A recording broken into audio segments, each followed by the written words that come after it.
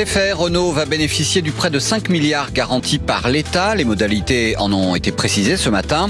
300 salariés de l'usine de Choisy-le-Roi en banlieue parisienne, un site promis à la fermeture, ont manifesté ce matin dans leur ville.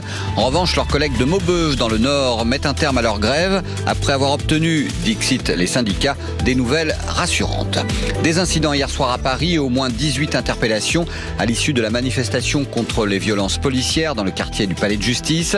Environ 20 000 personnes se sont retrouvées pour ce rassemblement, pourtant interdit par la préfecture de police.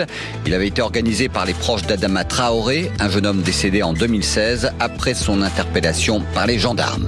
Une foule immense hier soir à Houston, sa ville natale, pour rendre hommage à George Floyd. Au moins 60 000 personnes rassemblées pour demander justice et dénoncer les violences racistes commises par certains policiers. George Floyd était mort asphyxié en étant maintenu au sol par un policier de Minneapolis. Les manifestations plus pacifiques que ces derniers jours se sont poursuivies dans plusieurs grandes villes du pays. Le pape François réagit à son tour à la mort de George Floyd aux États-Unis. Le souverain pontife qualifie d'intolérable toute forme de racisme tout en condamnant les manifestations violentes. L'Italie rouvre ses frontières aux touristes européens à partir d'aujourd'hui. Le pays espère ainsi sauver une partie de la saison. La plupart des grands sites touristiques sont accessibles, mais avec un protocole sanitaire très strict qui risque de dissuader une partie des visiteurs étrangers. Il y a aussi des problèmes d'hébergement avec une petite partie seulement des hôtels rouverts à Rome ou à Milan.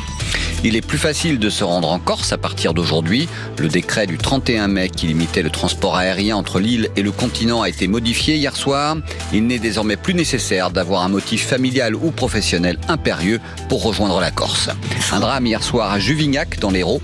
Les corps d'une femme et de ses 2 enfants de 2 et 5 ans ont été retrouvés dans la piscine de leur villa.